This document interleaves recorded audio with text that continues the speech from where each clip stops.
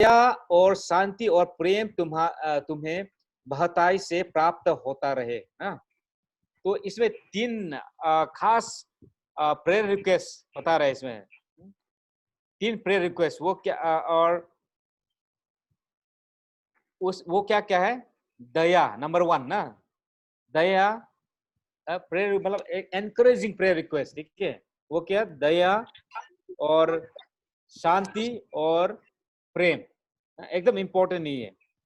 और दया क्या दिखाता है? दया क्या दिखाता है? परमेश्वर को दया उसके बेटा बेटियों के लिए ना, उसका दया जो है हमेशा रहने के लिए बताए। क्यों? जब प्रभु एक दिन वो लौट के आएंगे, परमेश्वर को दया जो है यीशु ख्रीस्त द्वारा हम विश्वासियों के ऊपर रहेंगे। जब वो न्याय के दिन में न्याय करने आएंगे तो हम सभी बच जाएंगे, ठीक है। हम सभी बच जाएंगे। हम लोग डरने के बाद नहीं है, कुछ डरने का कारण नहीं है, क्योंकि परमेश्वर का दया जो है हमारा ऊपर है। अंतिम जब न्याय के दिन में भी उसका, जब परमेश्वर न्याय करने आएंगे, हम सभी उसका दया है विश्वास से हर एक यीशु ख्रीस्त का जो यीशु ख्रीस्त को जिसने विश्वास किया है उनके ऊपर वो दया रहेंगे सदा के लिए। और वो है और शांति, और उसने ये भी कहा शांति जैसे स्थिति में भी हो, जैसे परिस्थिति में हो, वो शांति हमेशा रहने के लिए उसने वो भी निवेदन रखा है। और प्रेम, परमेश्वर का प्रेम जो एक दिन उसका, परमेश्वर का प्रेम तो ऑलरेडी प्रभु यीशु द्वारा क्या किया गया था, उसने दर्शाया है कि नहीं हमारे लिए। वो मर के क्रूस पे, और मर के वो गाड़ा गया और फिर जीवित उठाया, और वो हमको फिर लेने आएंगे बोल रहे। और उसका प्यार जो है प्रभु यीशु में ही दर्शाते, प्रभु यीशु में ही हमको देखने को मिलते हैं। और एक दिन हम सभी क्या करेंगे? एक दिन हम सभी खड़ा होंगे हमारा परमेश्वर के सम्मुख में, हम उसका प्रेम के द्वारा हम उसके सम्मुख में हम खड़ा होंगे। तो ये मर्सी, दया, प्रेम, शांति से बहुत महत्वपूर्ण है, एकदम महत्वपूर्ण है कि नहीं? तो यही विश्वासियों को जो यहूदी विश्वासियों को उसने यूहन्ना ने लिखा हुआ प्रार्थना का विषय था, एनकरेजिंग। आइए अभी 3 पद में हम देखेंगे, हमारा 3 पद में अभी हम देखेंगे। 3 पद में संजीव भाई आप हिंदी में पढ़ेंगे 3 पद। हाँ जी, ठीक है। हे प्रियो, जब मैं तुम्हें उस उद्धार के विषय में लिखने के अत्यंत परिश्रम प्रांत कर रहा था, जिसमें हम सब सहभागी हैं, तो मैं तुम्हें ये समझना आवश्यक है जाना कि उस विश्वास के लिए पूरा त्याग करो पवित्र लोगों को एक ही बार में सौंपा गया था। हाँ, अभी हमने सुना है इसमें, और इसमें बहुत कई विषय है, एकदम खास विषय हम उसमें हम देख सकते हैं 3 में। जैसे मैंने कहा, आप ये जब पढ़ेंगे इसमें क्या कहा? हे प्रिया, जब मैं तुम्हें उस उद्धार के विषय में लिखने में अत्यंत परिश्रम से प्रयत्न कर रहा था, मतलब उसका जो ये चिट्ठी लिखने से पहले दूसरा योजना था, और वो योजना था कि सुसमाचार, वो उद्धार के बारे में, जो उद्धार सिर्फ प्रभु यीशु दे सकता है, जो उद्धार प्रभु यीशु के द्वारा ही मिल सकता है, उसके बारे में वो लिखने के लिए सोच रहा था। लेकिन उसने चेंज किया है, क्योंकि अर्जेंट नीड था। वो अर्जेंट नीड क्या था? अर्जेंट नीड ये था कि कलीसियों में झूठा शिक्षा देने वाला प्रवेश हो गया है, इसीलिए उसने उसका तो पत्र लिखने का जो थीम जो उसने बदल दिया है। तो इसमें ये 3 पद में हम देख सकते हैं। समझ रहे ना मैं जो बोल रहे हैं? हाँ, ये 3 पद में आप देख सकते हैं। अच्छा से आप पढ़िए, आपको और भी क्लियरली दिखाई देगा कि इसमें दो चीज हम देख सकते हैं। एक एक जो था उसका पहला जो ये चिट्ठी लिखने का मकसद, और सेकंड में हम जब देखते हैं उसमें क्या देखते हैं, उसमें क्यों उसने वो चिट्ठी लिखने का जो उद्देश्य था उसके उसने क्यों बदला, तो हम देखते हैं उसमें वो है कि झूठा शिक्षा देने वाला चर्च में प्रवेश हो गया है। वो झूठा शिक्षा देने वाला कोई नहीं था, बाहर का आदमी नहीं, लेकिन अंदर का ही विश्वासी लोग था। अंदर का जो मतलब विश्वासी जो ख्रीस यीशु को मानने वाला जो कहता है उन लोग, वही यह झूठा शिक्षा देने वाला बन गया। तो इसलिए होशियार सतर्क रहने के लिए यहूदा ने लिखा गया वचन है ये। और विश्वास को सुरक्षा करने के, विश्वास को सुरक्षा और ये झूठा शिक्षा देने वाले के खिलाफ रहने के लिए भी यहूदा ने लिखा गया है इसमें। अभी आप जब देखते हैं इसमें क्या एक एकदम इम्पोर्टेंट फ्रेज है इसमें, इंग्लिश में आप जब देखते हो तो इसमें वंस फॉर ऑल बता रहे इसमें, वंस फॉर ऑल, ठीक है। वो क्या है, पवित्र लोगों की एक ही बार, अभी सुने, एक ही बार, लास्ट लाइन आप जब पढ़ेंगे, एक ही बार सौंपा गया था, एक ही बार सौंपा गया था।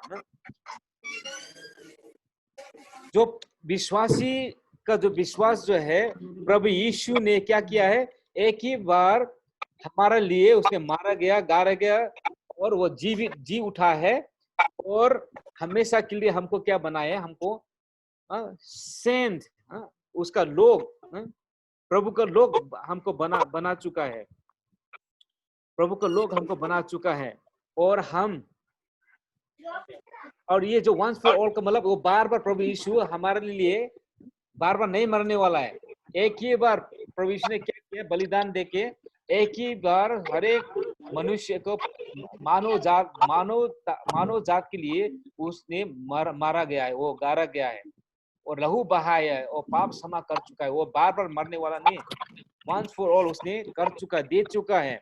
और ये कॉन्सेप्ट ऑफ फाइनलिटी बोलता है, मतलब ये उत्तम, मतलब अंत, ये जो हमारा विश्वास का जो अंत जो सीमा जो है, ये है वंस फॉर उसने हमारे लिए क्या कर चुका है, हमारे लिए मारा गया है, गाड़ा गया और जी उठा है, वंस फॉर हमारे लिए सेक्रीफाइस कर चुका है। तो यही बताते हैं। और प्रभु यीशु ही हमारा complete fulfilment of the truth, मतलब प्रभु यीशु ही जो भविष्य वक्ता लोग ने प्रभु यीशु के बारे में, जो मसीहा के बारे में जो अगमबानी किया था, जो पुराने नियम में जो अगमबानी किया था, वो नए नियम में क्या हो गया, वो पूरा हो गया है। और सिर्फ पूरा नहीं, लेकिन परिपक्का, परफेक्ट, प्रभु यीशु परफेक्शन है वो, ठीक है, वो परफेक्शन है, वो पूरा जो सत्यता जो है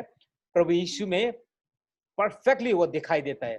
वही 100% उसका ट्रूथ को हम उसमें हम देख सकते हैं। और हमारा परमेश्वर, उसमें कोई भी उसको और थपा जाता है या तो उसको काटा जाता है, नहीं, nobody can add nor subtract, ठीक है।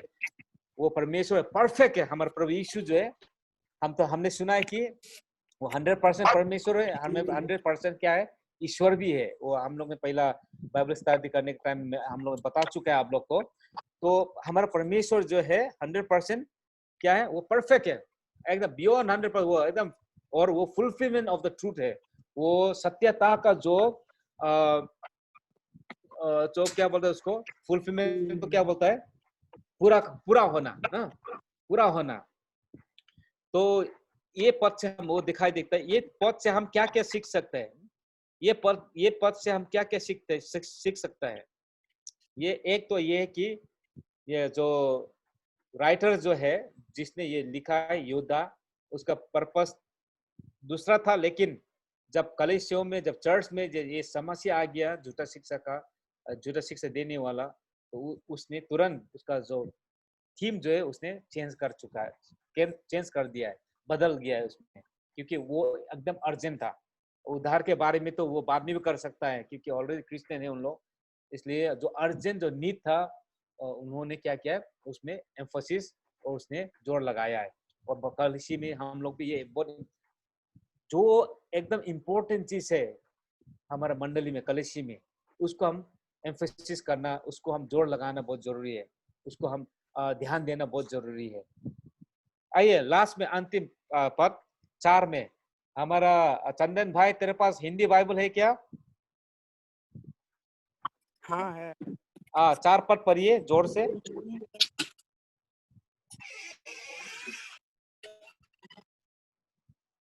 क्योंकि कितने ऐसे मनुष्य चुपके से हम में आ मिले हैं, जिसके इस दंड का वर्णन पुराने समय में पहले ही से लिखा गया था। ये भविष्य भक्तिहीन है और हमारे परमेश्वर लुचपन में बदल डालते हैं और हमारे एकमात्र प्रभु यीशु मसीह का इनकार करते हैं। हेलो। हाँ, थोड़ा आवाज टूट गया, कोई बात नहीं। हम लोग अभी सुना है ऐसे 4 पद में आपने पढ़ा होगा, आप लोग देखिए उसमें, क्योंकि कितने ऐसे मनुष्य चुपके से हम में आ मिले हैं। देखिए अभी अभी आपको दिखाई दे रहा है ना 4 पद में क्या लिखा है, कौन आ रहा है बोल रहे हैं इसमें, चुपके से मनुष्य बोल रहे थे। देखो कितने ऐसे मनुष्य चुपके हम में आ मिली है। चुपके आने का मतलब क्या है, वो अच्छा बात है ना खराब बात है, बोलिए? हाँ, चुपके से आने अच्छा बात है ना खराब बात है? खराब बात है। हाँ, ज्यादा सर चुपके से मतलब कुछ तो नेगेटिव वो है कि नहीं, उसमें खराब है। तो उस लैंग्वेज में शब्द में बहुत इंपॉर्टेंट इसमें बताता है। ये राइटर का जो इसका जो मकसद जो है, उसका जो एक्सप्रेशन जो है, वो क्या बताना चाहते हैं देख सकते हैं। और जिनसे इस दंड का वर्णन पुराने समय में पहले ही से लिखा गया था। ये भक्तिहीन है। अभी देखो ये भक्तिहीन है, मतलब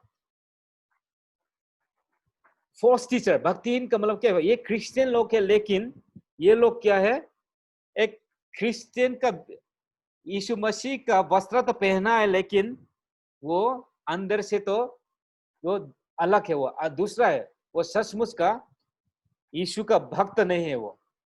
ये भक्तिहीन है और हमारे परमेश्वर के अनुग्रह को लुचपन में बदल डालते हैं और हमारे एकमात्र स्वामी और प्रभु यीशु मसीह का इनकार करते हैं। देखिए अभी इधर एकदम इंपॉर्टेंट कैरेक्टर क्वालिटी है इसमें फॉल्स टीचर्स का। और भी नीचे में हम नेक्स्ट जो सेक्शन होगा वो झूठा शिक्षा का जो गुण जो हम देखेंगे। लेकिन इधर भी थोड़े हम देख सकते हैं, इसमें हम देख सकते हैं वो क्या है कि ये झूठा शिक्षा देने वाला क्या है, प्रभु यीशु को इनकार कर रहे हैं। अभी कई ऐसा कल्ट ग्रुप है जो क्रिश्चियन कहते हैं, लेकिन अभी हम लोग क्या मानते हैं, पिता परमेश्वर, पुत्र परमेश्वर, पवित्र आत्मा परमेश्वर है कि ये त्रिएक परमेश्वर हम मानते हैं कि नहीं मानते हैं ना। लेकिन कोई ऐसा क्रिश्चियन भी है जो सिर्फ पवित्र आत्मा को मानता है, यीशु को नहीं मानते, पिता परमेश्वर को नहीं मानता है, ठीक है। और कोई ऐसा है कि सिर्फ यीशु को ही मानते हैं, पिता परमेश्वर को नहीं मानते और पवित्र आत्मा को नहीं मानते, ऐसा भी है। तो ये क्या है, कल्ट ग्रुप हम कहता है। और जैसे कि जेहोवा विटनेस है, अभी शिलोंग में भी बहुत है, इधर में भी है, नेपाल में तो और भी है। अभी ऐसा झूठा चीजें बहुत फैल रही है अभी, और ओनली जीसस बोलने का और चर्च ऑफ गॉड बोलने का ऐसा बहुत, और बहुत कई नाम है, मोर्मोन ये भी है।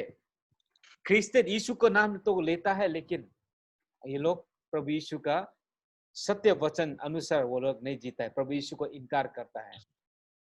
तो हम विश्वासी बाइबल के अनुसार, बाइबल के सिद्धांत अनुसार, डॉक्ट्रिन अनुसार जो है ट्रिनिटी बोलते हैं, जो त्रिएक परमेश्वर से बहुत इंपॉर्टेंट है। एक जरिया जिससे हम जो झूठा शिक्षा को हम जान सकते हैं कि ये त्रिएक परमेश्वर को जो सिर्फ त्रिएक परमेश्वर को सिर्फ एक दो को ही मानते या तो सिर्फ एक को ही मानते, इन लोग क्या है, इन लोग झूठा शिक्षा देने वाला है।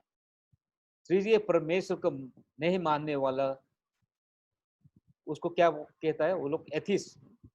परमेश्वर, कोई तो परमेश्वर के नहीं मानते, एथिस्ट हम कहता है उनको ना।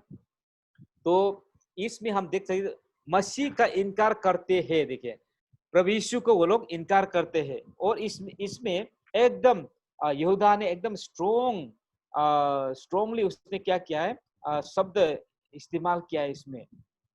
इसने ये कहा कि इसका मतलब ये दुश्मन, हमारा जो दुश्मन, एनिमी का मतलब क्या? दुश्मन। दुश्मन का मतलब क्या? ये जो फॉल्स टीचर, जो झूठा शिक्षा देने वाला, ये क्या हो गया? चर्च में घुसने लगा है, आने लगा है, एकदम धीरे धीरे, एकदम एकदम वो लोग क्या, एकदम चुपके से, इधर में वो शब्द यूज किया, चुपके से बोल रहा है इसमें, है कि नहीं? तो और ये लोग क्या है, ये टीचर्स भी कहता है, अपने आप को टीचर्स भी कहता है लोग। तो हम देखते हैं उनका टेक्निक्स जो है, उनका टेक्निक जो है, धीरे धीरे क्या करना, धीरे धीरे उन लोग क्या करते हैं, वो एक अगुआ पद में आता है, अगुआ पद में, वो पोजीशन में आते, स्थान में आते हैं लोग, और उन लोग धीरे धीरे क्या करता है, और लोगों को क्या करता है, सत्य वचन से उन लोग को डाइवर्ट कर देता है, सत्य से दूर कर देता है।